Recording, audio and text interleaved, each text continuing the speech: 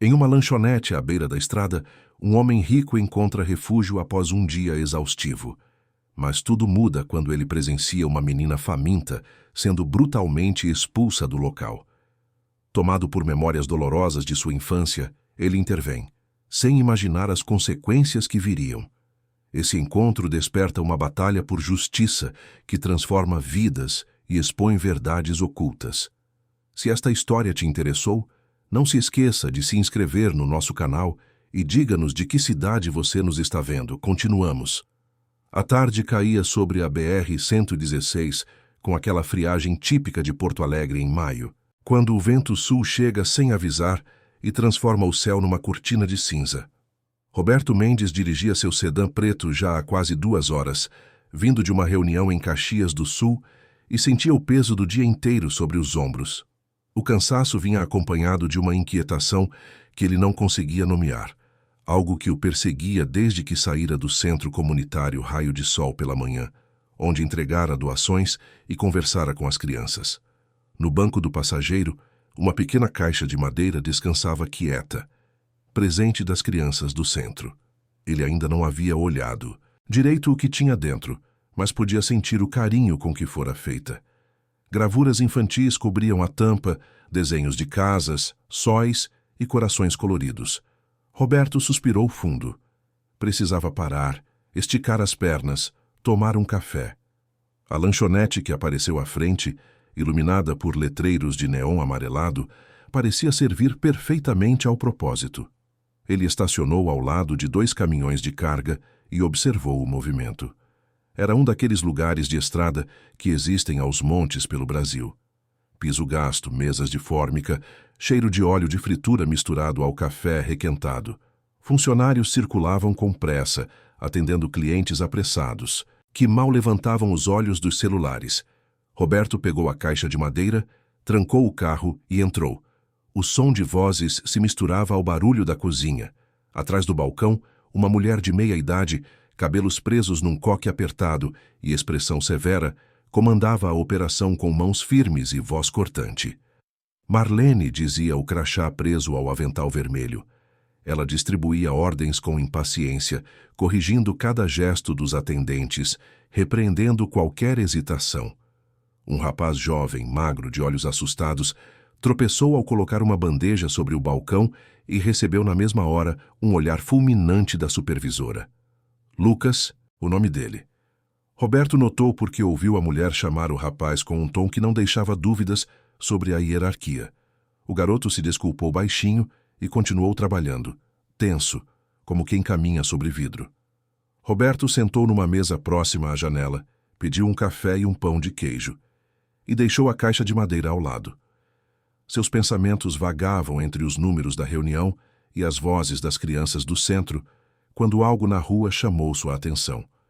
Uma menina pequena, não devia ter mais de 6 ou 7 anos, estava parada do lado de fora da lanchonete, encostada na parede, olhando para dentro através do vidro. Ela vestia uma blusa fina e rasgada, chinelos gastos, e tremia visivelmente com o frio. Os cabelos castanhos, embaraçados, cobriam parte do rosto magro, mas não escondiam a expressão de fome e medo. Roberto sentiu algo apertar no peito. A menina observava as vitrines de doces e salgados com uma intensidade que doía de ver. Os olhos dela seguiam cada movimento dos clientes, cada mordida nos lanches, cada gole nas bebidas. Ela apertava as mãos uma contra a outra, como se tentasse reunir coragem para algo. Roberto franziu a testa. Onde estavam os responsáveis por aquela criança? Por que ela estava sozinha ali, naquele frio, com aquela cara de abandono? Ele viu quando ela finalmente se mexeu. A menina deu 2 passos hesitantes em direção à porta. Parou, olhou para os lados e então entrou. O sino acima da porta tilintou suavemente. Ela se esgueirou para dentro como um gato assustado, tentando não chamar atenção, e caminhou devagar até a vitrine dos doces. Os olhos dela brilharam ao ver os brigadeiros, os sonhos recheados, as cocadas. Ela estendeu a mão quase tocando o vidro, quando uma voz estridente cortou o ar. Marlene surgiu como um raio. Ela agarrou o braço da menina com força, puxando ela para longe da vitrine, com um movimento brusco que fez a criança soltar um grito abafado. Os clientes levantaram os olhos por um instante, mas logo voltaram às suas conversas e celulares. Ninguém quis se envolver. A supervisora arrastou a menina até a porta, falando alto sobre crianças sujas que só vinham atrapalhar, sobre pedintes que afugentavam os clientes, sobre como ela já estava cansada daquilo. Roberto largou o café na mesa e se levantou. Algo dentro dele, algo que vinha de muito tempo, atrás de memórias que ele preferia não revisitar, o impulsionou para a frente. Ele conhecia aquele olhar, conhecia aquele medo, conhecia o que era ser pequeno, invisível, descartável, conhecia porque tinha sido aquilo, décadas atrás, antes de construir tudo o que tinha hoje. A menina foi empurrada para fora e a porta se fechou na cara dela. Roberto viu quando ela tropeçou na calçada, quase caindo, e se agarrou ao poste de luz para não perder o equilíbrio. Marlene voltou para trás do balcão, ajeitando o avental com um suspiro de quem acabara de resolver um problema. Lucas, o atendente jovem, observava tudo com expressão angustiada, mas não disse nada. Ele conhecia bem demais o temperamento da supervisora para arriscar uma palavra. Roberto pegou a caixa de madeira e caminhou até a porta. Ele não sabia exatamente o que ia fazer, mas sabia que não podia simplesmente sentar e fingir que nada havia acontecido. Quando empurrou a porta e saiu, o vento frio bateu no rosto dele com força. A menina havia desaparecido da calçada. Ele olhou para os lados, procurando, e então ouviu. Um choro baixo, abafado, vindo de dentro da lanchonete novamente. Mas não era do salão. Vinha dos fundos.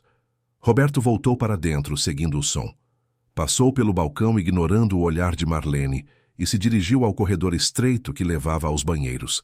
A porta do banheiro feminino estava fechada. O choro ficava mais claro agora. Era uma criança. Era ela. Ele bateu na porta. Silêncio súbito. Depois uma voz feminina. A voz de Marlene, firme e impaciente. Ela estava lá dentro, com a menina. Roberto sentiu o sangue subir. Ele bateu de novo, mais forte, e disse que ia abrir a porta.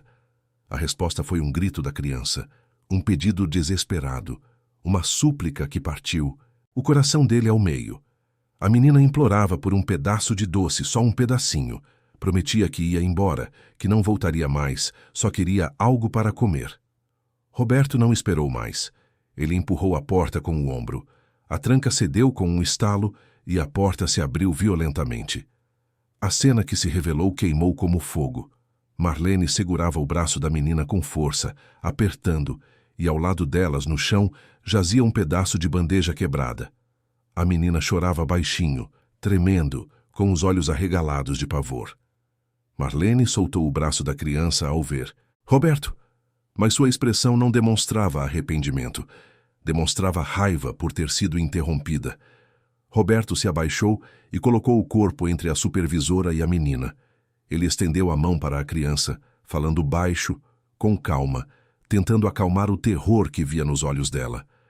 A menina hesitou, olhando para Marlene, depois para Roberto, e finalmente agarrou a mão dele com uma força desesperada. Ela estava tremendo tanto que Roberto sentiu o suor frio na palma pequena. Ele a puxou suavemente para perto, protegendo ela com o braço, e se levantou encarando Marlene. O que você pensa que está fazendo? Ele perguntou. A voz dele era baixa, controlada, mas carregada de uma autoridade que fez a mulher dar um passo atrás. Marlene recuperou a compostura rapidamente e começou a falar. Ela disse que a menina era uma encrenqueira que vivia rondando a lanchonete, que já tinha tentado roubar comida antes, que ela só estava tentando dar um susto para ensinar uma lição. Mas Roberto não estava ouvindo. Ele olhava para a menina, para os hematomas no braço dela, para a magreza assustadora, para o medo genuíno estampado no rosto pequeno. O movimento na lanchonete tinha parado. Funcionários e clientes se aproximaram do corredor, curiosos, preocupados. Lucas estava na frente do grupo, com expressão dividida entre medo e algo parecido com esperança. Roberto olhou para ele e perguntou se conhecia a menina. O rapaz engoliu seco, olhou para Marlene e então, reunindo uma coragem que não sabia que tinha, disse que sim. Ele a via quase todo dia. Ela ficava ali perto, sempre sozinha, sempre com fome, mas nunca causava problemas. Nunca roubava nada. Só olhava. Marlene interrompeu com uma história diferente. A voz dela subiu de tom, dramatizando. Ela disse que a menina era filha do ex-marido dela, que a criança tinha fugido de casa, que ela só estava tentando recuperá-la, que estava desesperada, que Roberto estava interferindo num assunto de família. A menina, agarrada a Roberto, balançou a cabeça freneticamente. Ela não disse nada, mas seu corpo inteiro gritava que aquilo era mentira. Roberto pediu que alguém ligasse para a polícia. Marlene tentou protestar, inventando mais detalhes para sua história, mas agora outros clientes começavam a questionar. Uma senhora idosa disse que tinha visto a supervisora empurrando a menina com violência. Um caminhoneiro confirmou. Lucas, ganhando confiança, disse que nunca tinha visto Marlene demonstrando qualquer preocupação materna pela criança antes. Pelo contrário, sempre a expulsava. Quando a polícia chegou 15 minutos depois, Roberto ainda segurava a menina. Ela não soltava o braço dele. Estava grudada como se ele fosse a única coisa sólida num mundo que desmoronava. Os policiais ouviram as versões. Observaram a criança. Notaram os sinais de abandono, a desnutrição, os hematomas. Roberto explicou que queria garantir assistência médica imediata, comida, abrigo. Ele mencionou o Centro Comunitário Raio de Sol, do qual era um dos principais mantenedores, e se ofereceu para acompanhar todo o processo. Marlene tentou manter sua história, mas os furos eram evidentes demais.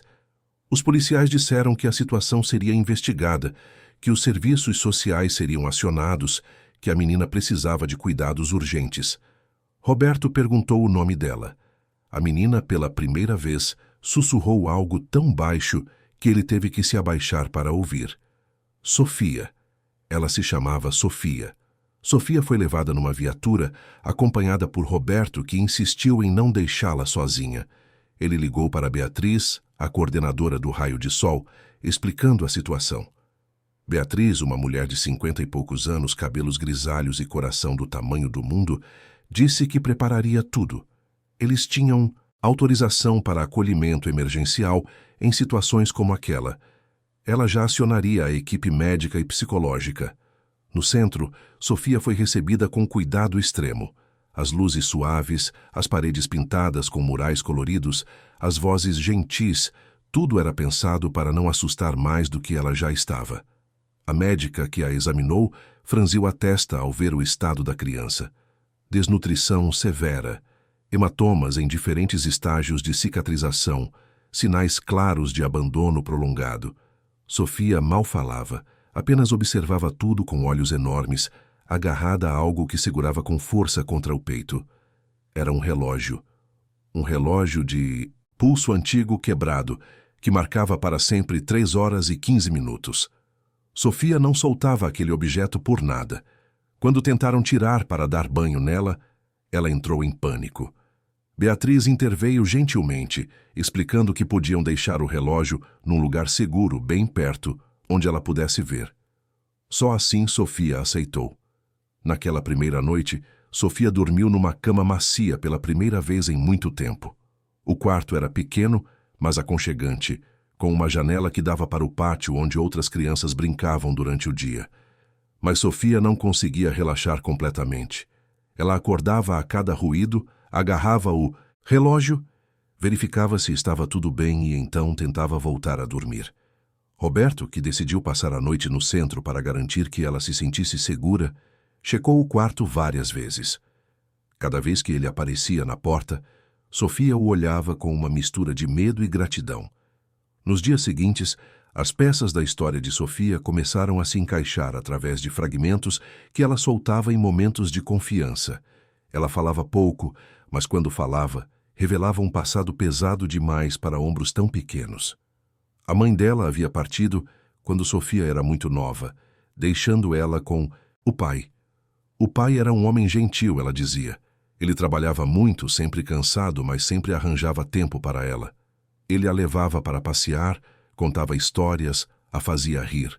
Era dele o relógio, Mas então o pai precisou fazer uma viagem para trabalhar longe, numa obra em outra cidade. Antes de ir, ele deu o relógio para Sofia. Disse que era para ela se lembrar dele, para não esquecer que ele voltaria. Mas ele não voltou. Houve um problema na obra, ela sussurrava. Um acidente. As pessoas vieram e disseram que o pai não ia mais voltar. Sofia ainda esperava mesmo assim. Ainda acreditava que ele ia aparecer, que ia buscá-la, que ia trazê-la de volta para casa. Depois que o pai partiu, Sofia ficou com a madrasta. Ela nunca tinha gostado muito da mulher, mas agora, sem o pai para proteger, a situação piorou. A madrasta não queria uma criança. Deixava Sofia sozinha em casa por dias. Trancava a comida.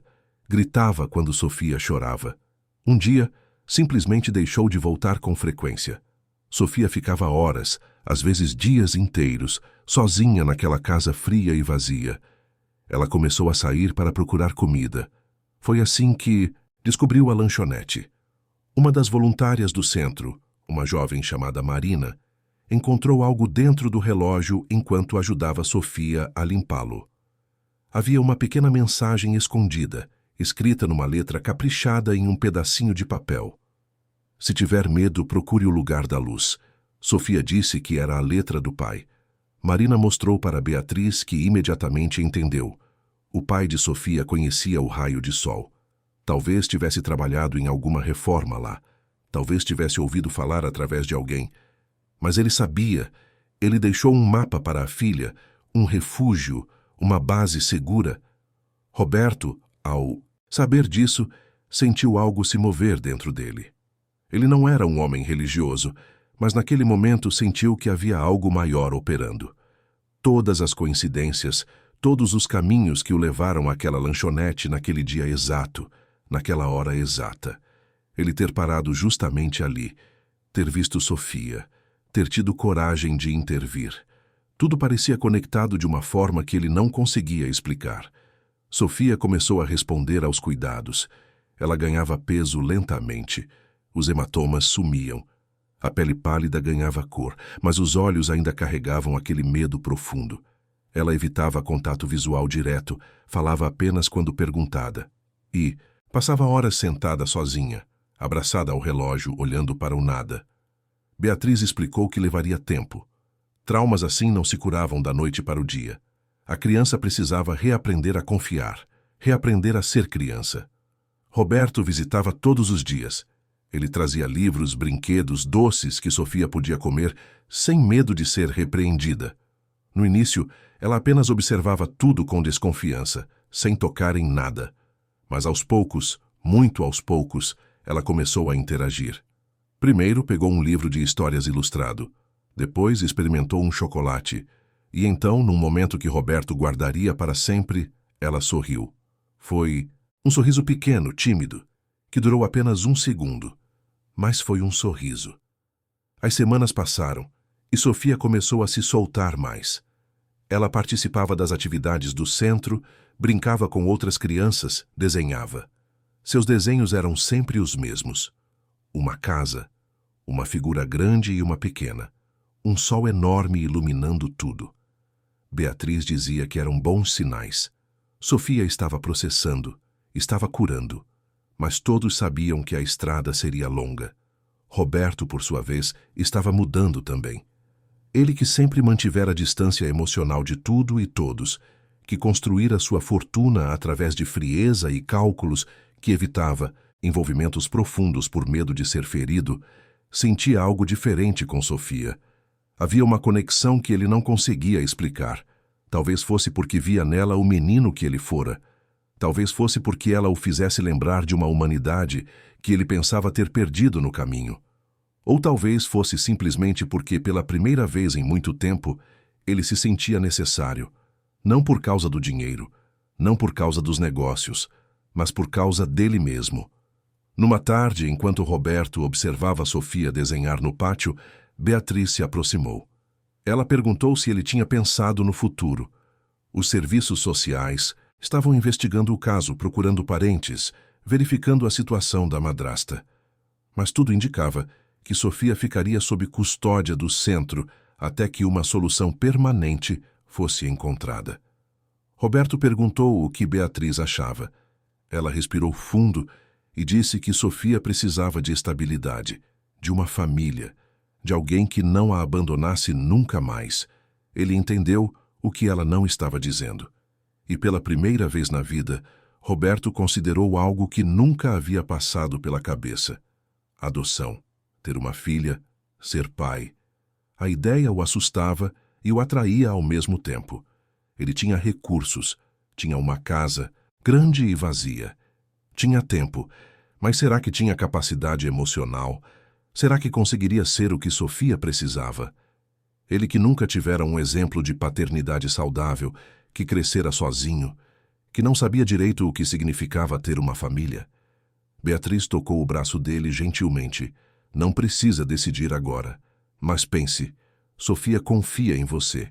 E você, mesmo que não perceba, já se importa com ela. Às vezes, a vida nos dá chances de curar feridas antigas através de novos vínculos. Roberto assentiu em silêncio. Seus olhos voltaram para Sofia, que agora ria com outra criança enquanto brincavam com giz de cera. Ele percebeu que a caixa de madeira, aquela que as crianças lhe deram, ainda estava no porta-malas do carro. Ele a trouxera sem nem saber por quê. Talvez já soubesse lá no fundo que aquele dia mudaria tudo. A noite caía novamente sobre Porto Alegre e Roberto finalmente abriu a caixa. Dentro havia desenhos, mensagens, pequenos presentes feitos pelas crianças do centro e, no fundo, uma plaquinha de madeira com 2 palavras gravadas: Base Segura. Ele sorriu tristemente. Era isso que ele buscava a vida toda sem saber, e era isso que Sofia precisava, desesperadamente. Talvez juntos pudessem construir exatamente isso, uma base segura, um lugar onde nenhum dos dois precisasse mais ter medo. Mas enquanto Roberto refletia sobre possibilidades de futuro em outro canto da cidade, Marlene também refletia. Mas seus pensamentos eram muito diferentes. Ela estava furiosa, humilhada. Seu emprego estava em risco, sua reputação manchada. E aquela menina, aquela Sofia maldita, era a causa de tudo. Marlene pegou o telefone e discou um número que conhecia bem. Era hora de buscar ajuda. Ajuda poderosa, e se precisasse destruir o centro comunitário e aquele homem metido no processo, ela faria isso sem hesitar. A guerra estava apenas começando. As semanas que se seguiram trouxeram uma rotina nova para Sofia, algo que ela não experimentava há muito tempo. Acordar num quarto morno, com cobertores limpos, ter café da manhã garantido, ouvir vozes gentis ao invés de gritos. O Centro Comunitário Raio de Sol funcionava como um organismo vivo, pulsando com a energia de dezenas de crianças, voluntários e funcionários que se dedicavam a transformar histórias de dor em narrativas de esperança. Sofia ainda era tímida. Nas primeiras semanas, ela ficava muito tempo sozinha, observando as outras crianças brincarem sem participar. Segurava o relógio, quebrado contra o peito como um talismã, como se aquele objeto fosse a única ponte entre ela e o pai que não voltaria mais. Beatriz respeitava o tempo da menina. Ela sabia que cura não podia ser apressada. Cada criança tinha seu ritmo, sua forma de processar traumas, sua maneira de voltar a confiar no mundo. Roberto continuava aparecendo todos os dias. Às vezes ficava apenas meia hora, outras vezes passava a tarde inteira. Ele trazia pequenos presentes que nunca eram grandes demais para assustar Sofia, mas sempre escolhidos com cuidado. Um caderno de desenho com lápis de cor. Um ursinho de pelúcia que Sofia abraçava para dormir. Um livro de contos de fadas com ilustrações coloridas. E, principalmente, ele trazia presença. Sentava perto dela, falava baixo, respeitava seus silêncios, sorria quando ela esboçava alguma reação. Uma tarde, cerca de 3 semanas depois do resgate, algo mudou.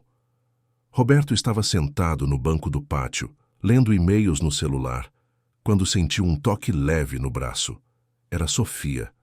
Ela estava ali, em pé, segurando um desenho. Ele desligou o celular imediatamente e olhou para ela com atenção total. Sofia estendeu o papel para ele, ainda sem fazer contato visual direto, mas havia algo diferente no jeito dela.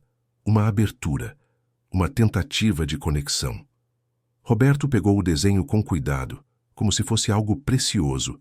E era. Mostrava duas figuras, uma grande, que ele presumiu ser um adulto, e uma pequena. Elas estavam de mãos dadas. Acima delas, um sol enorme pintado de amarelo e laranja iluminava tudo. No canto do papel, escrito com letras trêmulas e caprichadas, estava uma palavra. Obrigada. Roberto sentiu a garganta apertar. Ele olhou para Sofia e disse que aquele era o desenho mais bonito que já tinha recebido na vida.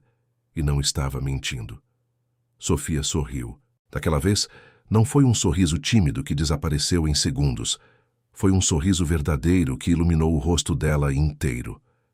Ela perguntou, com voz baixinha, se ele voltaria no dia seguinte. Roberto sentiu o coração apertar de um jeito que não sabia explicar. Ele respondeu que sim, que voltaria todos os dias enquanto ela precisasse dele, e mesmo depois disso também. Sofia assentiu, satisfeita, e correu de volta para o grupo de crianças que brincavam com blocos de montar. Beatriz observava a cena de longe.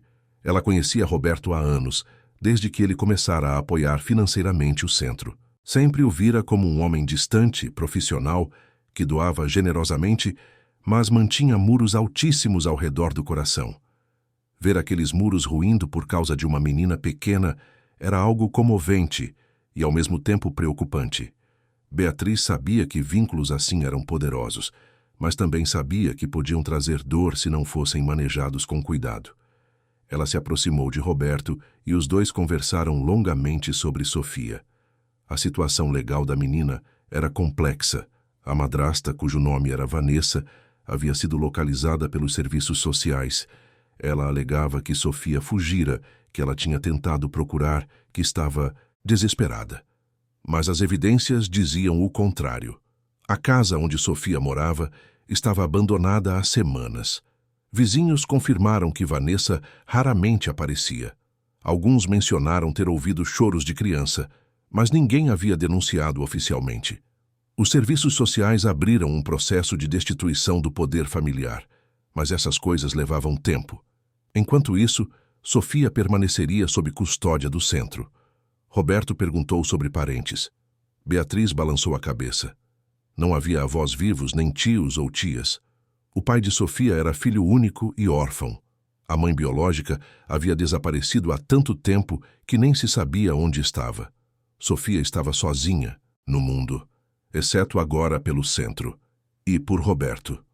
Ele perguntou então sobre a adoção. Sua voz estava séria, ponderada, mas havia uma determinação nela que Beatriz reconheceu. Ela respondeu que era possível, sim.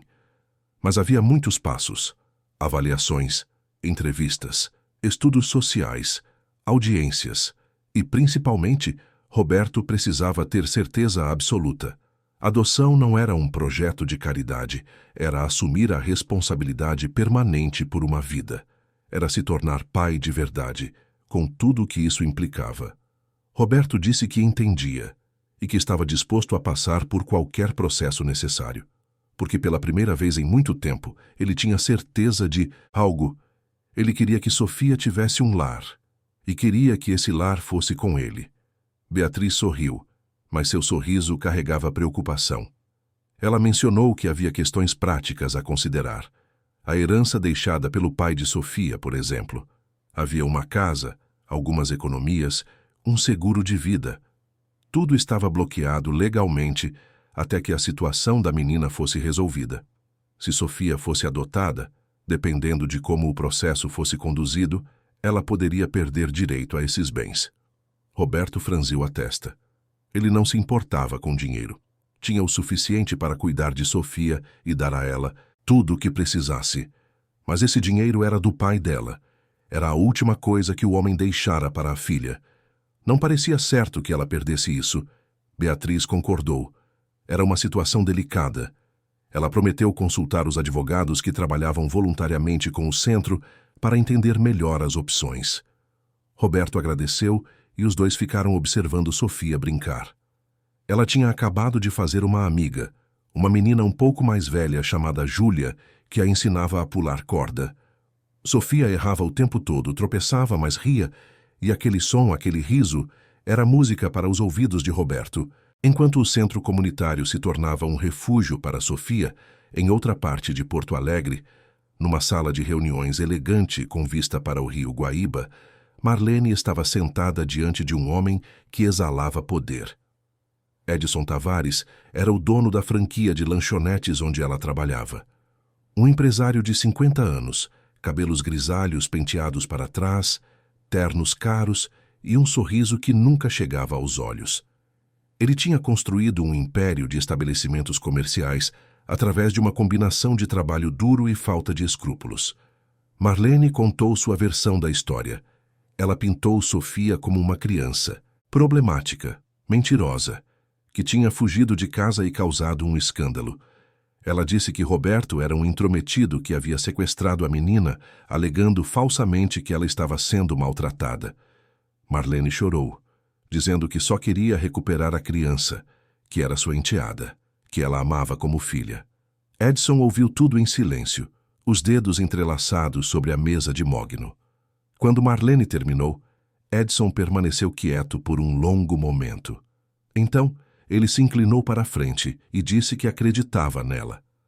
Mas não porque achava que ela estava dizendo a verdade. Ele não era idiota.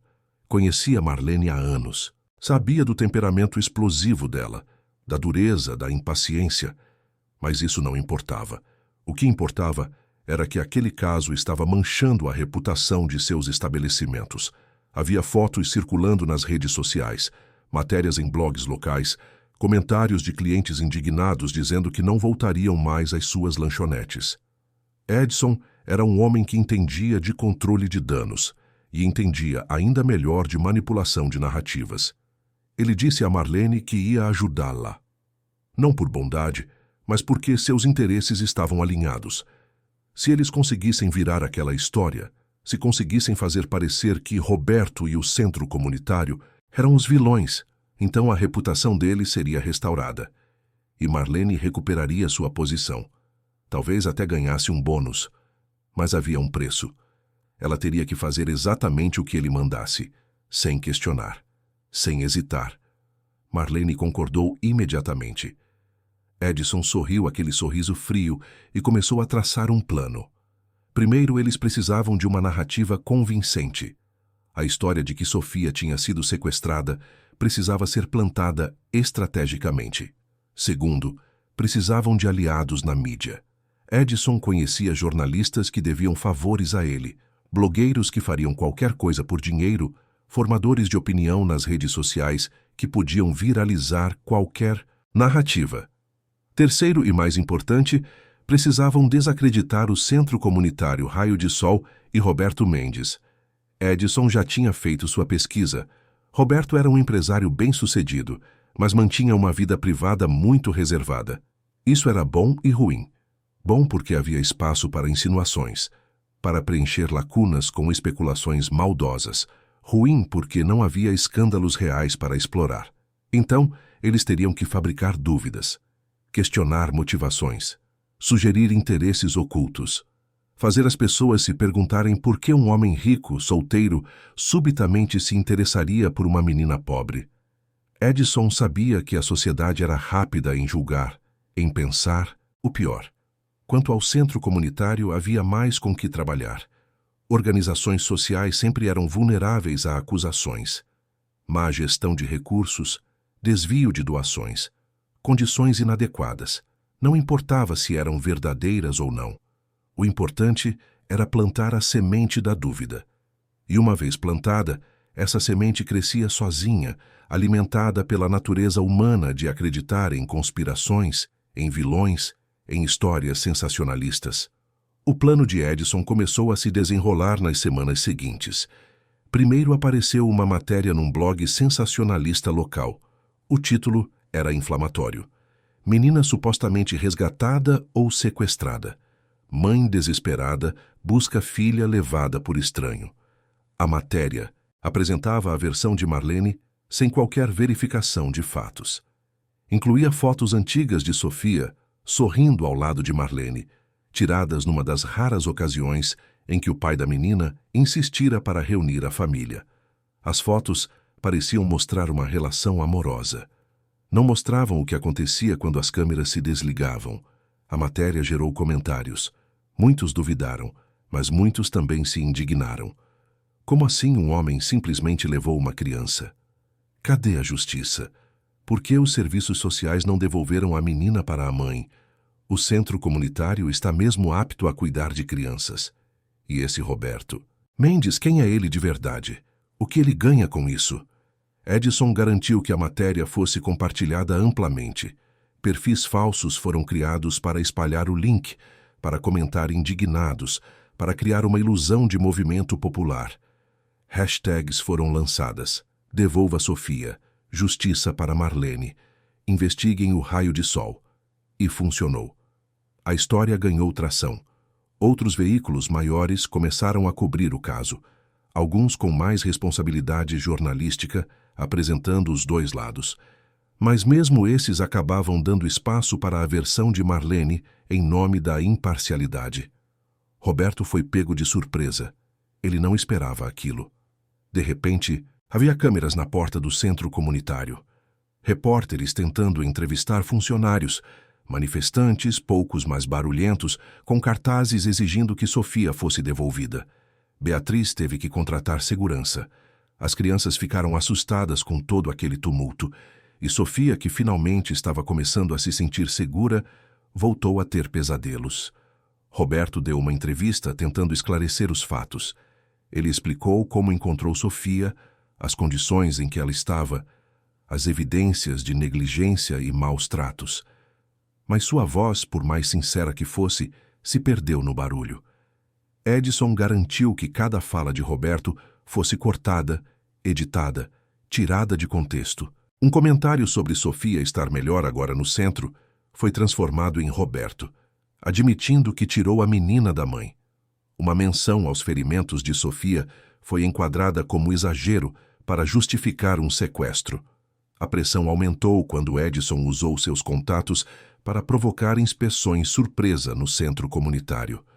Órgãos reguladores apareceram sem aviso, vasculhando cada canto, procurando irregularidades. E embora o raio de sol fosse exemplar em suas práticas, sempre havia detalhes técnicos que podiam ser questionados. Uma documentação atrasada aqui, um protocolo não seguido à risca ali. Nada grave, mas o suficiente para gerar relatórios que Edson poderia usar para alimentar a narrativa de que o centro era problemático. Beatriz estava exausta. Ela dedicara 20 anos de sua vida ao raio de sol. Vira dezenas de crianças serem resgatadas de situações horríveis e transformadas em adultos saudáveis. E agora, tudo o que construíra estava sendo atacado por causa de mentiras. Ela conversou com Roberto sobre a possibilidade de entregar Sofia temporariamente aos serviços sociais estaduais, só até a poeira baixar. Mas Roberto recusou veementemente. Entregar Sofia agora seria confirmar as acusações. Seria abandoná-la exatamente quando ela mais precisava de estabilidade. Ele estava certo, mas a situação ficava cada vez mais insustentável. Doadores começaram a se afastar, preocupados com a associação com um escândalo. Voluntários hesitavam em continuar. As próprias crianças sentiam a tensão no ar. E então, quando parecia que as coisas não podiam piorar, elas pioraram. Uma nova funcionária chegou ao centro. Seu nome era Patrícia, e ela viera com excelentes referências. Formada em pedagogia, experiência em trauma infantil, calorosa e dedicada. Beatriz a contratou para reforçar a equipe que cuidava de Sofia especificamente. Patrícia se mostrou atenciosa desde o início. Ela passava horas com Sofia, conversando, brincando, conquistando a confiança da menina. Sofia, carente de afeto, feminino, se apegou rapidamente. Patrícia parecia entendê-la de um jeito que ninguém mais conseguia. Ela não pressionava, não apressava, apenas estava presente. Sofia começou a se abrir mais com ela, contando coisas sobre o pai, sobre a vida antes, sobre seus medos. Patrícia ouvia tudo com atenção, anotava detalhes, fazia perguntas gentis, mas direcionadas. Ninguém desconfiou. Por que desconfiariam? Patrícia era tudo o que uma profissional deveria ser. Mas, numa tarde, cerca de 2 semanas depois de sua chegada, ela iniciou uma conversa diferente com Sofia. Elas estavam sozinhas na sala de atividades, desenhando juntas, quando Patrícia perguntou se Sofia não sentia falta de casa. Sofia disse que não tinha mais casa. Patrícia insistiu gentilmente. E a mulher que cuidava de você? Ela devia estar preocupada. Deve estar sofrendo. Sofia ficou confusa. Ela disse que aquela mulher não cuidava dela, que a deixava sozinha, que era má. Patrícia concordou superficialmente, mas então começou a plantar dúvidas. Às vezes adultos fazem coisas erradas quando estão cansados, quando estão sofrendo, quando têm problemas. Isso não significa que não amem. Talvez aquela mulher amasse Sofia, mas não soubesse demonstrar direito. Talvez ela quisesse uma chance de melhorar, de ser uma família de verdade. Sofia não sabia o que pensar. Ela gostava de Patrícia, confiava nela. Se Patrícia dizia aquilo, talvez fosse verdade. Talvez a madrasta realmente a amasse de algum jeito estranho. As palavras de Patrícia ecoavam na mente de Sofia, misturando-se com memórias, criando confusão onde antes havia clareza. A menina começou a ficar mais quieta novamente. Voltou a ter dificuldade para dormir. Quando Roberto aparecia, ela não corria mais para abraçá-lo. Ficava distante, pensativa, perdida em pensamentos que a machucavam. Roberto notou a mudança e ficou preocupado. Ele conversou com Beatriz, que também havia percebido algo errado. Eles chamaram a psicóloga que acompanhava Sofia, doutora Fernanda, uma mulher de 40 anos, especialista em trauma infantil. Fernanda passou uma sessão longa com Sofia, tentando entender o que estava acontecendo. Sofia não falava claramente, mas mencionava coisas que Patrícia havia dito. Sobre a madrasta, talvez amá-la, sobre dar uma segunda chance, sobre família. Fernanda sentiu um alerta se acender. Aquilo não era terapia apropriada, era manipulação. Ela reportou suas preocupações imediatamente. Beatriz decidiu investigar Patrícia mais profundamente. Pediu que uma assistente social checasse novamente as referências. E foi aí que descobriram. As referências eram falsas. Os lugares onde Patrícia alegava ter trabalhado não tinham registro dela. O diploma era de uma instituição que nem existia. Patrícia era uma fraude. Beatriz confrontou Patrícia numa sala privada, com a presença de Roberto e da assistente social. Patrícia tentou manter a fachada no início, mas quando percebeu que estava encurralada, largou a máscara. Ela disse que fora contratada por Marlene. Seu trabalho era se aproximar de Sofia, confundir a menina, fazer ela questionar se realmente estava melhor ali ou se não seria melhor voltar. Era tudo parte do plano para recuperar a custódia. Patrícia não demonstrou remorso. Disse que era apenas um trabalho, que precisava do dinheiro, que não fez nada ilegal. Roberto sentiu uma fúria que não experimentava há anos, mas se controlou. Gritar não resolveria nada. Eles precisavam de provas. A assistente social conseguiu gravar a confissão de Patrícia em áudio, com autorização legal. Beatriz dispensou Patrícia imediatamente e acionou os advogados do centro. Aquilo era grave. Era tentativa de manipulação de testemunha. Era obstrução de um processo de proteção à criança. Poderia ter consequências sérias para Marlene e quem mais estivesse envolvido. Mas o dano já estava feito.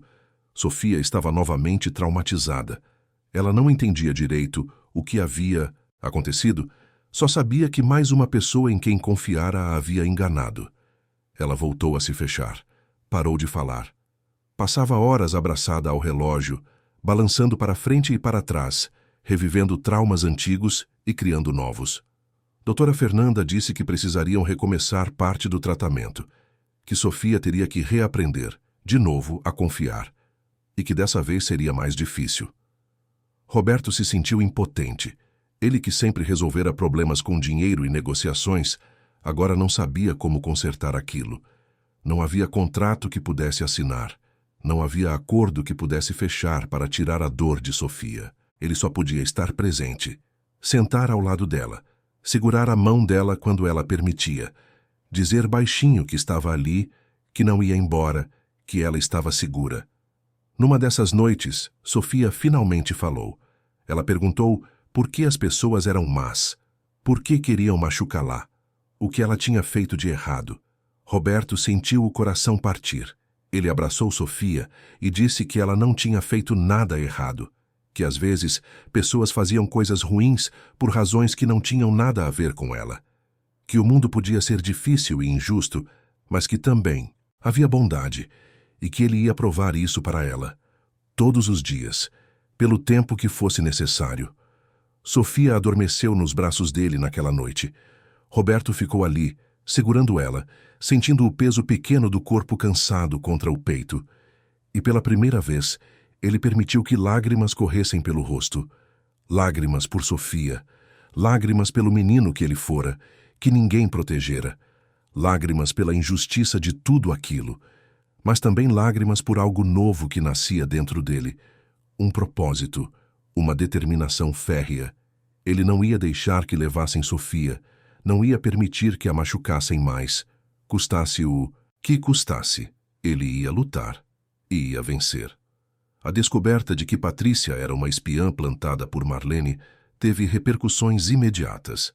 Os advogados do centro comunitário, liderados por Dr. Augusto Ribeiro, um homem de 60 anos que dedicava parte de seu tempo a causas sociais, entraram com uma petição formal, documentando a tentativa de manipulação. Aquilo mudava o jogo. Não era mais apenas uma disputa de custódia. Era uma demonstração clara de má-fé e tentativa de obstrução da justiça.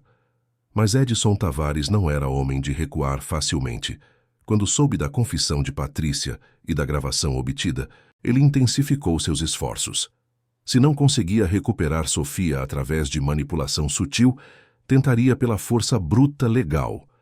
Ele contratou os melhores advogados que o dinheiro podia comprar, homens e mulheres especializados em virar casos impossíveis, em transformar culpados em vítimas e vítimas em suspeitos. A estratégia de Edson era multifacetada. Por um lado, ele continuava alimentando a mídia com histórias que pintavam Marlene como uma mãe desesperada, injustiçada por um sistema falho e por um homem rico que usava sua influência para roubar uma criança.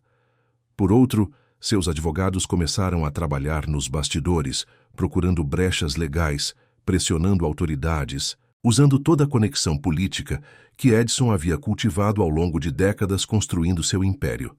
Foi durante esse período que uma informação crucial chegou aos ouvidos de Edson.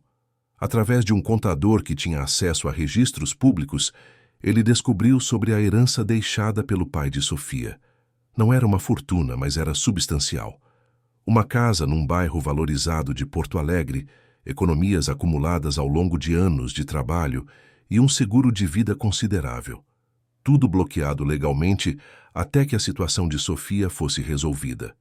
Edson viu ali não apenas uma motivação financeira para pressionar pela custódia, mas também uma arma para usar contra Roberto e o centro.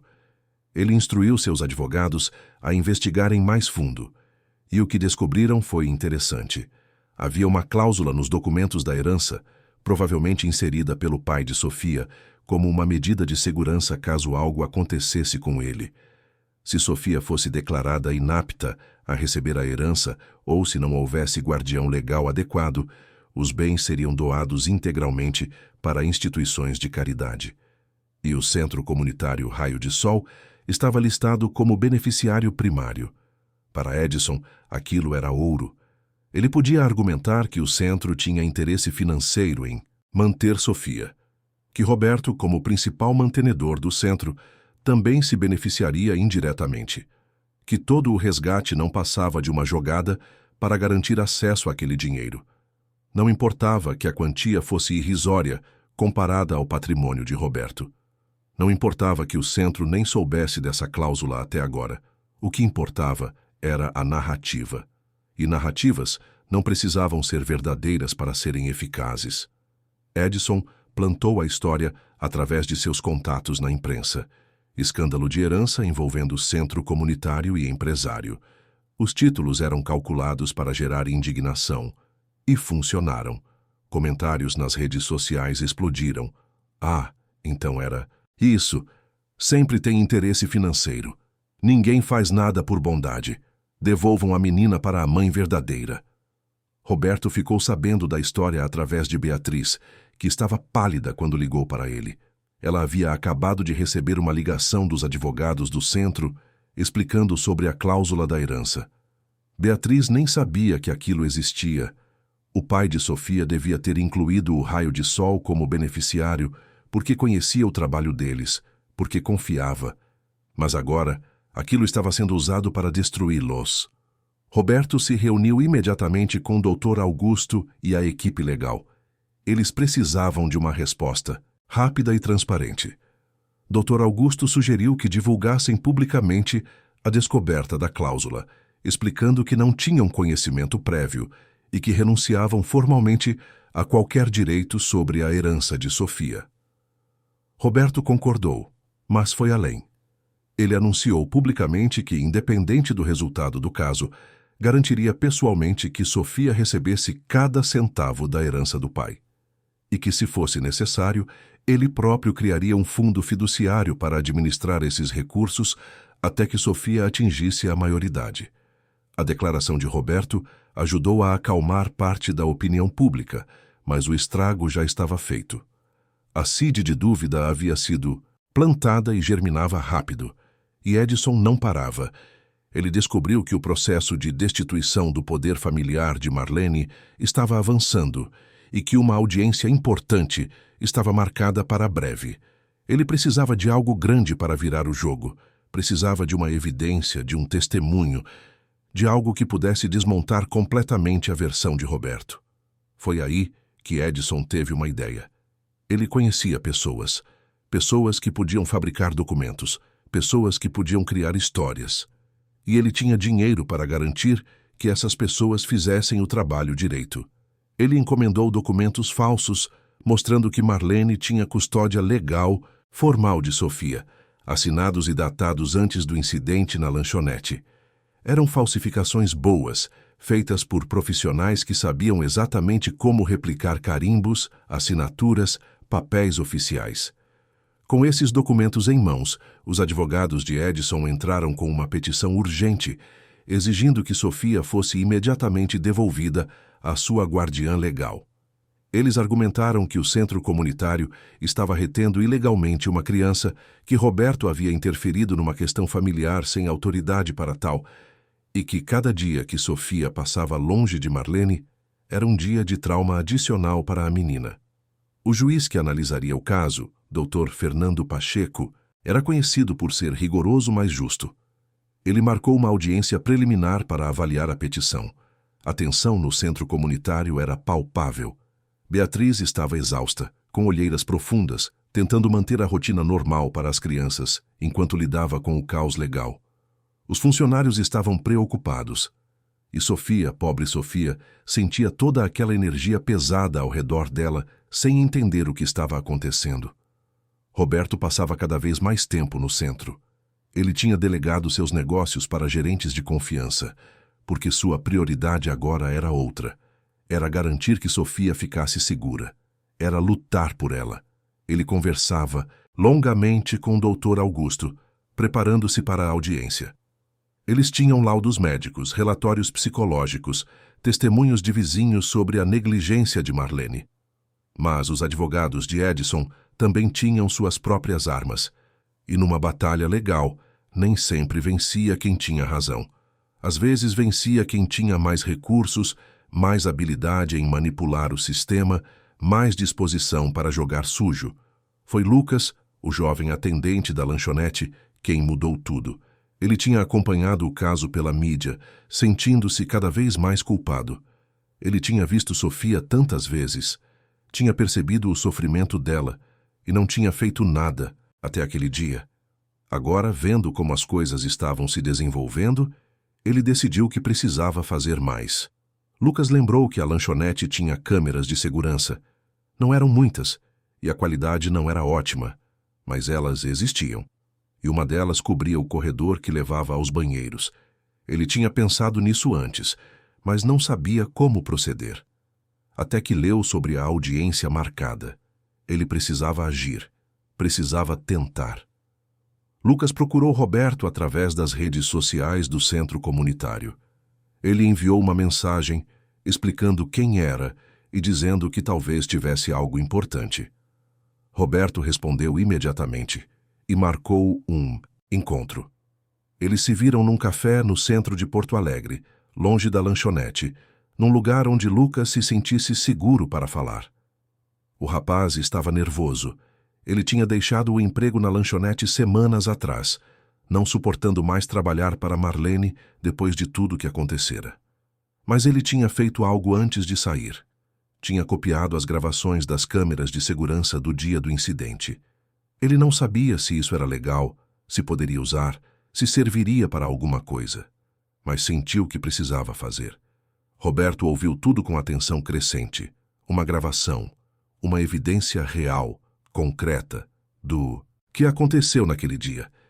Ele chamou o Dr. Augusto imediatamente. O advogado analisou a situação. A obtenção da gravação por Lucas era irregular, sim, mas ele era funcionário da lanchonete na época, tinha acesso legítimo ao sistema. E mais importante, a gravação mostrava um possível caso de maus-tratos a uma criança.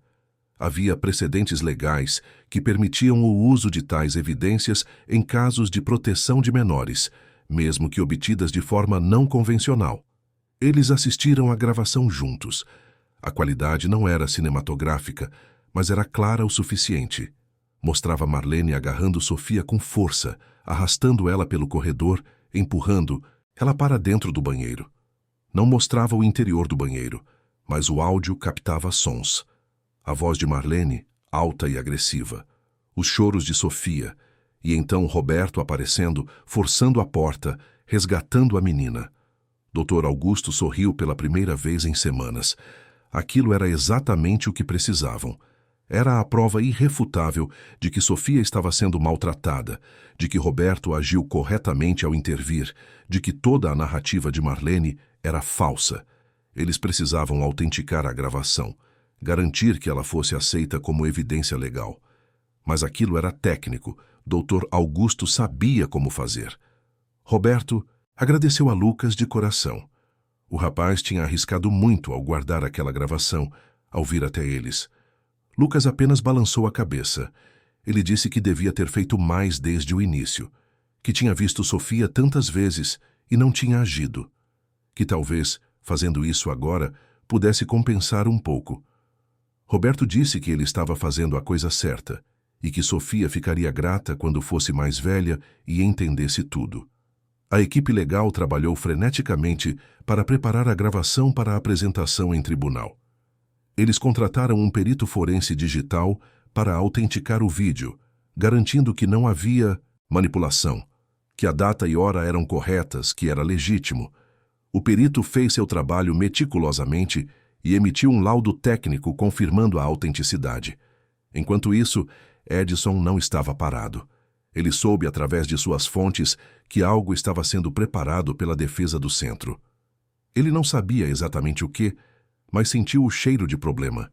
Ele instruiu seus advogados a prepararem contra-argumentos para qualquer evidência que pudesse surgir. E também ativou seu plano B. Se as coisas ficassem ruins no tribunal, ele tinha escape. Poderia alegar que Marlene o enganou, que ele agiu de boa fé, baseado nas informações que ela forneceu. Poderia se distanciar dela rapidamente. Homens como Edson sempre tinham um bote salva-vidas. A audiência foi marcada para uma quinta-feira chuvosa de junho. O céu sobre Porto Alegre estava carregado, pesado, como se a própria natureza refletisse a tensão do momento. O Fórum Central estava movimentado, com advogados, partes, testemunhas circulando pelos corredores de mármore. Roberto chegou cedo com o Dr. Augusto e a equipe do centro. Beatriz estava lá vestida com um terno sóbrio, os cabelos presos, tentando parecer mais confiante do que se sentia. Doutora Fernanda, a psicóloga de Sofia, também estava presente para testemunhar se necessário. Lucas tinha vindo, embora estivesse extremamente nervoso. Era a primeira vez que ele pisava num tribunal. Do outro lado, Marlene chegou rodeada pelos advogados de Edson. Ela vestia roupas cuidadosamente escolhidas para passar uma imagem de mãe preocupada e sofrida.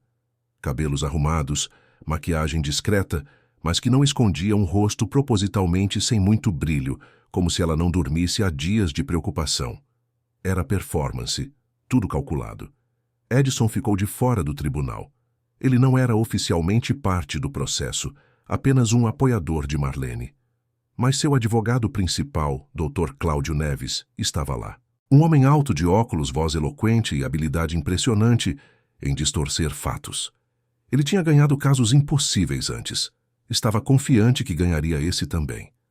O juiz Fernando Pacheco entrou na sala e todos se levantaram. Ele era um homem de 55 anos, cabelos grisalhos, expressão séria, mas não cruel. Tinha reputação de ser justo e de não se impressionar facilmente com dramalhões de advogados. Ele estava ali para encontrar a verdade e fazer o que fosse melhor para a criança. Nada mais. A audiência começou com as petições. Dr. Cláudio apresentou os documentos falsificados, mostrando que Marlene tinha custódia legal de Sofia. Ele argumentou eloquentemente que uma mãe estava sendo injustamente separada de sua filha, que o centro comunitário tinha interesse financeiro no caso devido à herança, que Roberto Mendes tinha agido impulsivamente sem entender a situação completa. Dr. Augusto ouviu tudo em silêncio, fazendo anotações. Quando chegou sua vez, ele se levantou calmamente e começou a desmontar cada argumento. Primeiro, ele apresentou documentos comprovando que os papéis de custódia de Marlene eram falsos. O perito grafotécnico que ele havia contratado identificou inconsistências nas assinaturas, anacronismos nos carimbos, erros sutis, mas reveladores, que provavam falsificação. Dr. Cláudio tentou contestar, mas o juiz pediu silêncio e examinou pessoalmente os laudos. Sua expressão ficou cada vez mais séria. Falsificação de documentos era crime grave. Se aqueles papéis eram realmente falsos, alguém teria que responder por isso. Em seguida, Dr. Augusto chamou testemunhas. Vizinhos de Sofia testemunharam sobre a negligência. A médica que a examinou apresentou laudos detalhados sobre a desnutrição e os ferimentos. Doutora Fernanda explicou o estado psicológico de Sofia quando chegou ao centro e como ela melhorou com cuidados adequados. Cada testemunho construía um quadro claro e devastador da realidade que Sofia vivera. Dr. Cláudio tentava contra-argumentar, sugerindo que Sofia poderia ter se ferido de outras formas, que desnutrição não provava maus tratos, que tudo poderia ser interpretado diferentemente. Mas suas palavras soavam cada vez mais fracas. E então, Dr. Augusto jogou sua carta final. Ele apresentou a gravação. A sala ficou em silêncio enquanto o vídeo era reproduzido. Mesmo com a qualidade mediana, era impossível não ver. Marlene agarrando Sofia brutalmente, arrastando ela, os gritos, os choros, Roberto intervindo. A verdade nua e crua, impossível de negar ou reinterpretar. Marlene empalideceu. Dr. Cláudio se mexeu desconfortável na cadeira. Ele pediu uma interrupção para consultar sua cliente. O juiz concedeu 15 minutos. Durante esse intervalo, o Dr. Cláudio teve uma conversa acalorada e sussurrada com Marlene. Ela insistia que podia explicar, que aquilo era fora de contexto, que estava apenas disciplinando a criança. Mas o advogado sabia que não havia como ganhar aquilo. A gravação era devastadora. Quando a audiência recomeçou, Dr. Cláudio adotou uma nova estratégia. Ele não tentou mais defender as ações de Marlene. Em vez disso, argumentou por clemência, por uma chance de reabilitação, por acompanhamento psicológico. Ele sugeriu que Marlene estava passando por um período difícil, que não estava em seu estado mental, normal, que merecia ajuda e não punição. O juiz Fernando Pacheco ouviu tudo. Então ele pediu para ver a gravação novamente. E novamente, ele fez perguntas diretas a Marlene. Por que você fez aquilo? A menina estava roubando? Estava te ameaçando? Marlene gaguejou respostas incoerentes. Não conseguia justificar o injustificável. Finalmente, o juiz se pronunciou. Sua voz era firme, carregada de autoridade e decepção. Ele disse que havia visto muitos casos em sua carreira, mas poucos tão claros quanto aquele. A gravação não deixava dúvidas. Sofia estava sendo maltratada. Roberto Mendes agiu corretamente ao intervir. O centro comunitário estava fornecendo cuidados adequados. E Marlene havia não apenas negligenciado uma criança sob sua responsabilidade, mas também tentado manipular o sistema legal com documentos falsos. O juiz determinou imediatamente a destituição permanente do poder familiar de Marlene sobre Sofia. Ele ordenou que a custódia temporária permanecesse com o centro comunitário Raio de Sol, com supervisão rigorosa dos serviços sociais. Ele também ordenou a abertura de inquérito policial para investigar quem fabricou os documentos falsos e se havia mais pessoas envolvidas na tentativa de obstrução da justiça. Marlene saiu do tribunal escoltada, pálida e derrotada. Dr. Cláudio a abandonou ali mesmo, já pensando em como se distanciar daquele desastre. E Edson, que acompanhava tudo por telefone, tomou sua decisão imediatamente.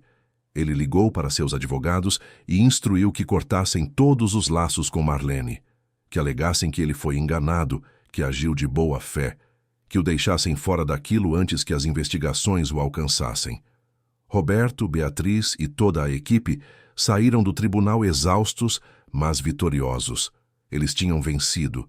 Sofia estava segura. A verdade havia prevalecido.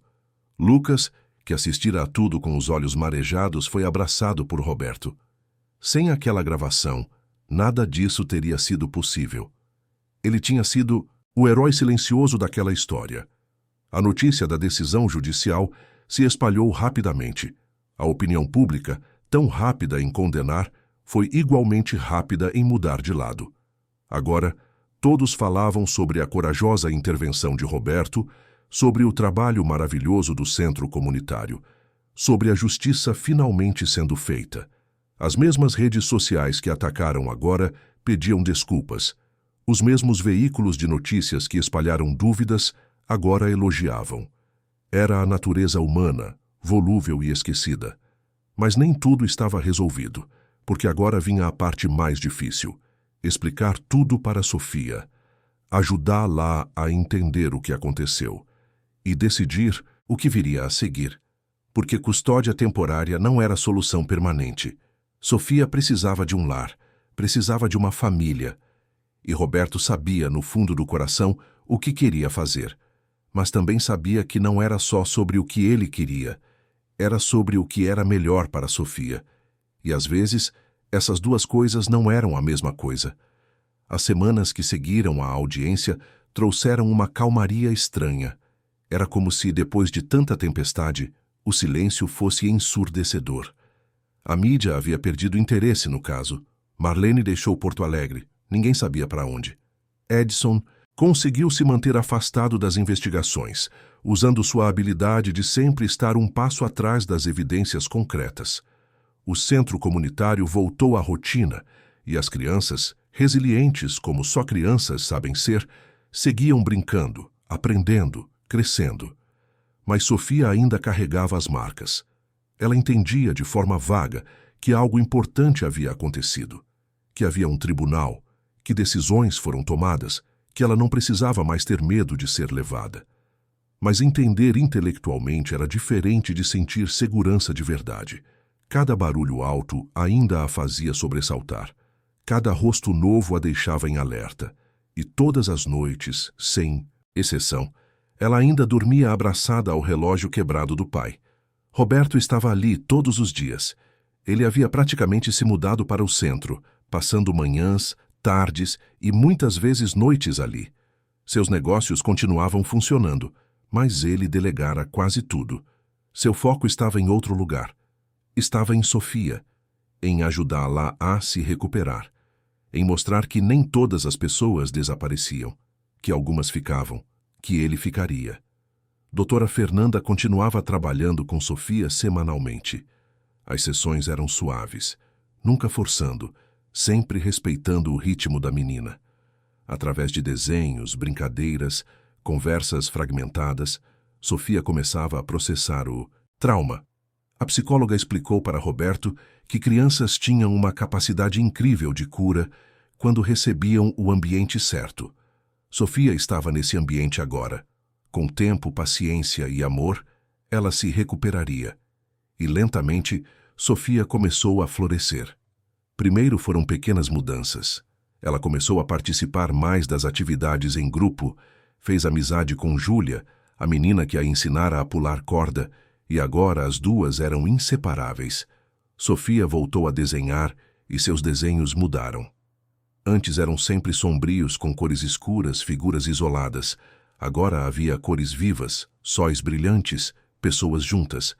Ela também começou a chamar Roberto de tio Beto. Não foi algo que alguém sugeriu. Foi algo que surgiu naturalmente, num dia qualquer. Roberto estava ajudando ela com um quebra-cabeças quando Sofia, concentrada nas peças, disse casualmente: "Tio Beto, essa peça vai aqui?" Ele ficou paralisado por um segundo, o coração acelerando. Depois sorriu e disse que sim, que ia ali. E a partir daquele momento, ele era tio Beto. Beatriz observava tudo com um misto de alegria e preocupação. Ela via o vínculo entre Roberto e Sofia se aprofundando a cada dia. Via como os olhos de Sofia buscavam Roberto quando ele entrava numa sala. Via como ela corria para mostrar cada desenho, cada conquista, cada pensamento. E via também como Roberto estava completamente transformado. O homem frio e distante que ela conhecera anos atrás não existia mais. Em seu lugar estava alguém que ria, que brincava, que se permitia sentir. Mas Beatriz também sabia que aquela situação era temporária. Sofia estava sob custódia do centro, mas isso não era permanente. Eventualmente, seria necessário encontrar uma solução de longo prazo. Adoção, família acolhedora, algo. E embora ela soubesse exatamente qual era a melhor solução, também sabia que não podia forçar. Roberto precisava chegar àquela decisão por conta própria. E Sofia, quando estivesse pronta, também teria que fazer sua escolha. Uma tarde de julho, enquanto o inverno porto-alegrense mostrava seu lado mais frio, Beatriz chamou Roberto para conversar. Eles se sentaram na pequena sala dela, com chá quente fumegando em xícaras de cerâmica. Beatriz foi direta. Os serviços sociais estavam pressionando por uma definição. Sofia estava bem no centro, mas a situação precisava ser resolvida. Havia famílias cadastradas interessadas em adoção. Boas famílias, pessoas que dariam amor e estrutura para Sofia. Roberto sentiu algo apertar no peito. A ideia de Sofia indo para outra família, de não vê-la todos os dias, de não ser parte da vida dela, era quase insuportável. Mas ele também estava aterrorizado com a alternativa. Adotar Sofia significava assumir uma responsabilidade permanente, significava ser pai, e ele não sabia se conseguiria. Não sabia se seria bom nisso. Não sabia se Sofia não mereceria alguém melhor, alguém que soubesse realmente como ser um pai. Beatriz colocou a mão sobre a de Roberto. Ela disse que entendia seus medos, que todo pai, mesmo os biológicos, tinha esses medos. Ninguém nascia sabendo ser pai. Era algo que se aprendia fazendo, errando e acertando. Mas o amor era a base. E Roberto claramente amava Sofia. Qualquer um que visse os dois juntos percebia isso. Às vezes, o coração sabia antes da cabeça. E às vezes, era preciso confiar no coração. Roberto voltou para casa naquela noite com a cabeça girando. Sua casa, que antes era seu refúgio, agora parecia vazia e fria. Ele olhou ao redor. Havia espaço sobrando, quartos vazios, um jardim que nunca usava, uma cozinha equipada onde raramente cozinhava. Tudo ali estava esperando para ser preenchido, esperando por vida, esperando talvez por Sofia. Ele pensou no próprio passado, em como fora uma criança abandonada, passando por instituições, sendo adotado tarde por um casal que o criou com rigidez, mas não com afeto. Ele nunca se sentira verdadeiramente parte daquela família. Nunca se sentira em casa. E jurou para si mesmo que se algum dia tivesse filhos, eles se sentiriam amados, se sentiriam queridos, se sentiriam em casa. Sofia era sua chance de cumprir aquela promessa, não apenas para ela, mas para o menino que ele fora, para todas as crianças que cresciam se sentindo não queridas. Ele podia mudar isso para Sofia, podia dar a ela o lar que ele nunca teve, podia ser o pai que ele desejara ter. E talvez, no processo, pudesse curar partes de si mesmo que permaneciam quebradas. Mas havia uma complicação: a herança. Roberto havia consultado advogados especializados em direito sucessório. A situação era complexa. Se Roberto adotasse Sofia, dependendo de como o processo fosse estruturado, ela poderia perder o direito à herança do pai biológico. As leis eram claras em alguns aspectos, nebulosas em outros. Havia maneiras de proteger os bens, mas não eram garantidas. E Roberto não queria que Sofia perdesse o que o pai dela deixou. Aquilo era importante. Era a última conexão dela com aquele homem que a amou. Ele passava noites sem dormir, pensando em soluções. Consultou mais advogados, conversou com assistentes sociais, explorou todas as opções e percebeu que não havia resposta perfeita.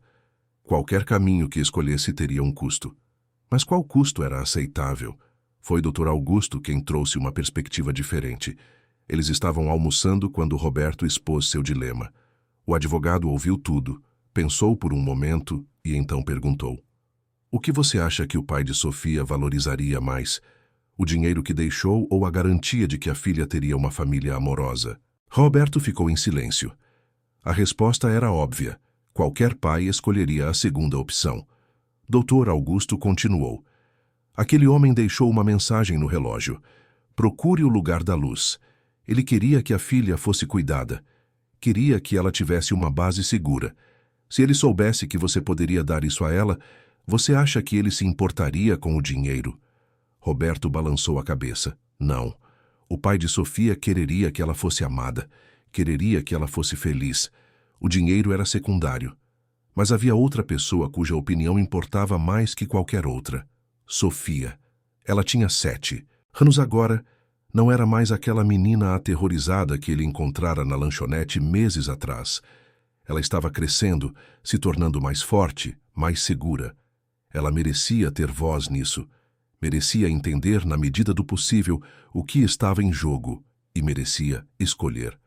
Roberto conversou com Dra. Fernanda sobre como abordar o assunto com Sofia.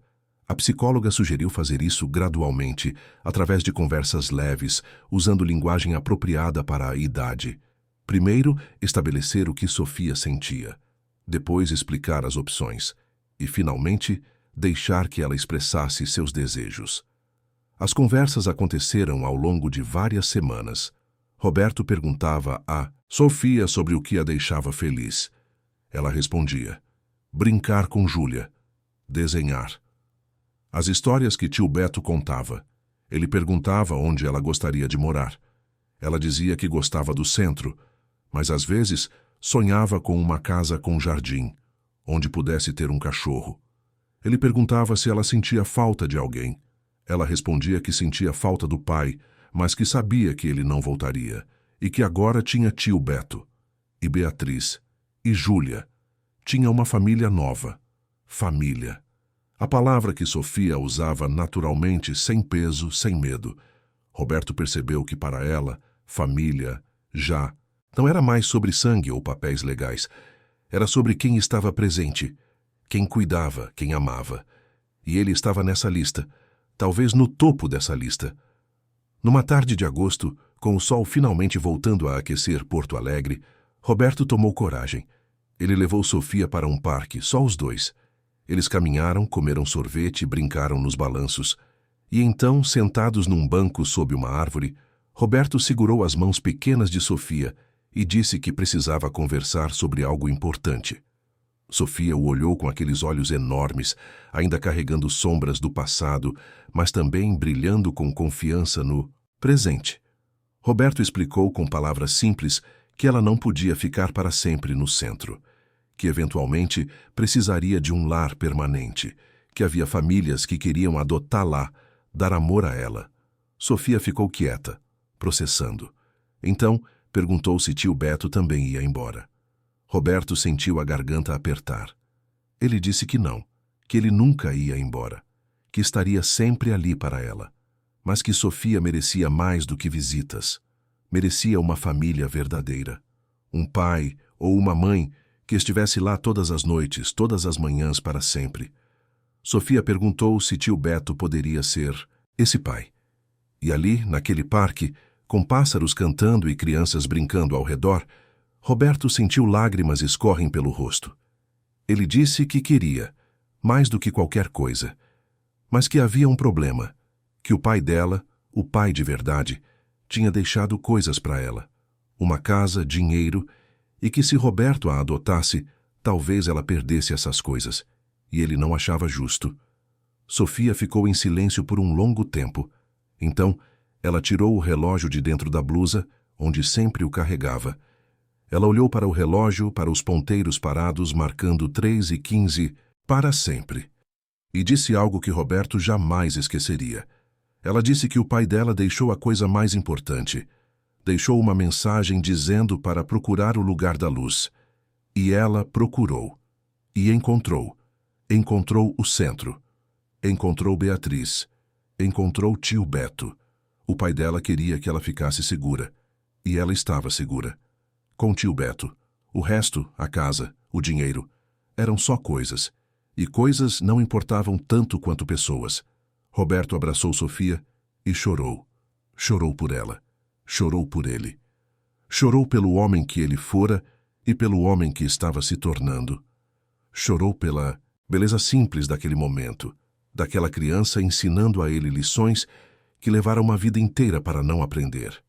Quando finalmente se separaram, Sofia estava sorrindo. Ela perguntou se isso significava que tio Beto ia ser seu pai de verdade. Roberto disse que sim, se ela quisesse. Sofia assentiu entusiasmadamente. Ela queria. O processo de adoção foi iniciado formalmente nas semanas seguintes. Roberto passou por todas as avaliações necessárias: visitas domiciliares, entrevistas psicológicas, estudos sociais. Ele abriu sua vida, sua casa, seu coração para a inspeção. E passou em tudo, porque era genuíno, porque amava Sofia verdadeiramente, e porque Sofia também o amava. A questão da herança foi resolvida da melhor forma possível. Os advogados estruturaram um fundo fiduciário que protegeria os bens do pai de Sofia até ela completar 18 anos. Não era perfeito e havia ainda alguma incerteza legal, mas era o melhor que podiam fazer.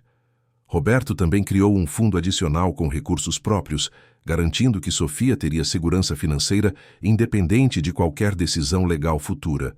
Mas o mais importante não era o dinheiro. Era o lar que estava sendo construído. Roberto reformou completamente um dos quartos de sua casa. Deixou Sofia escolher as cores, os móveis, a decoração. Ela escolheu paredes amarelas como o sol de seus desenhos.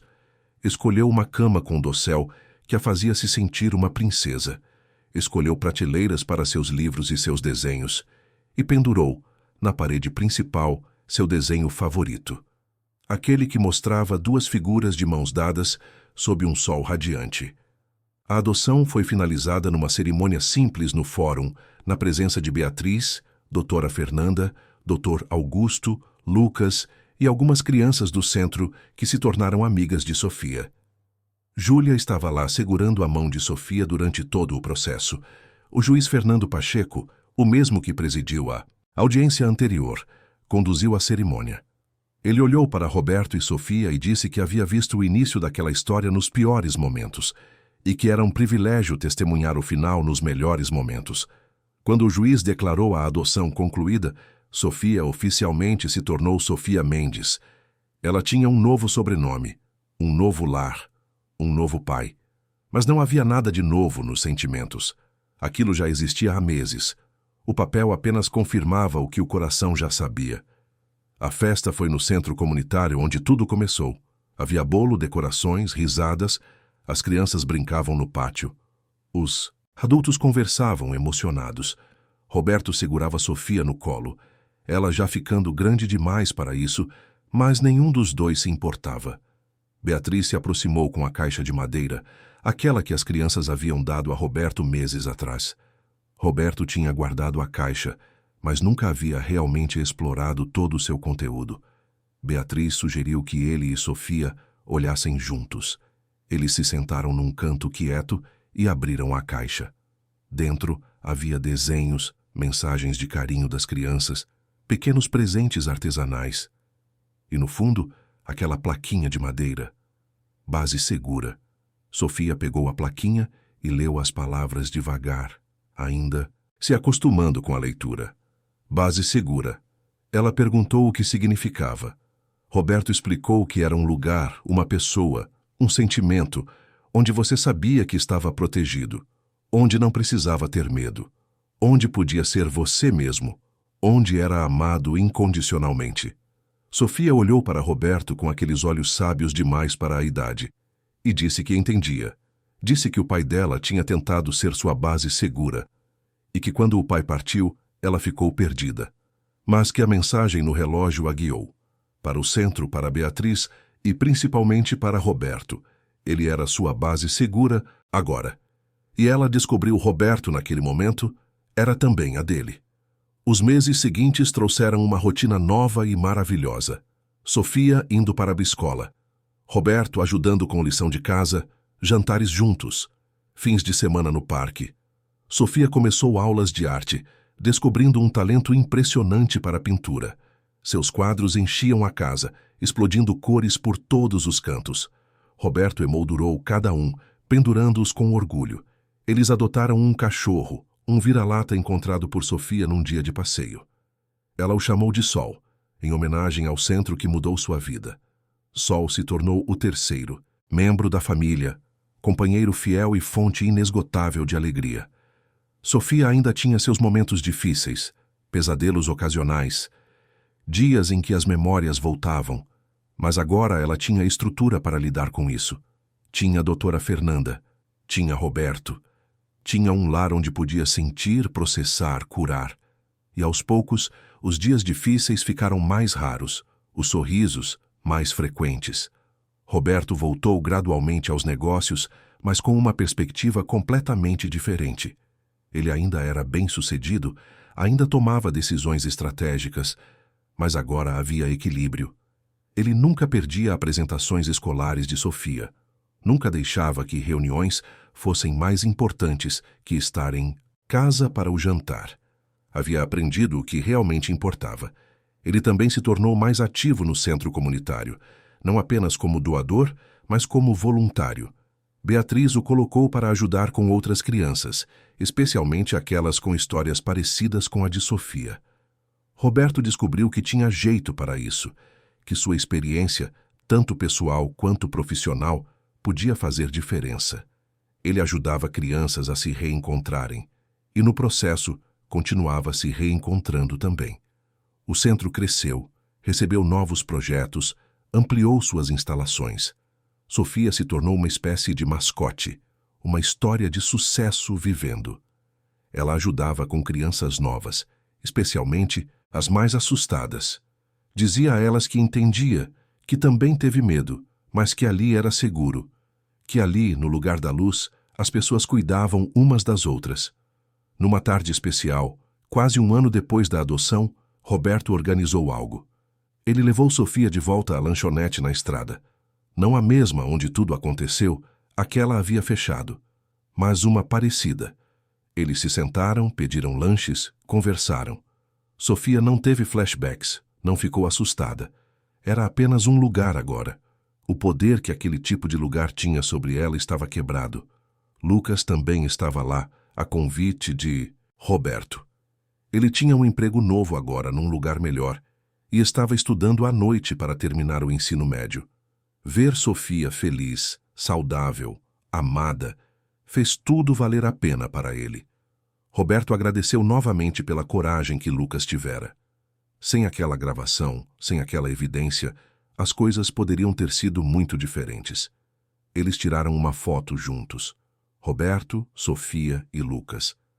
3 pessoas que a vida havia unido de forma improvável.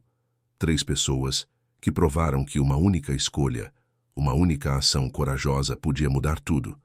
Roberto mandou emoldurar aquela foto e pendurar lá na sala de estar, junto com os desenhos de Sofia. Em casa naquela noite, enquanto Sofia escovava os dentes antes de dormir, Roberto olhou ao redor.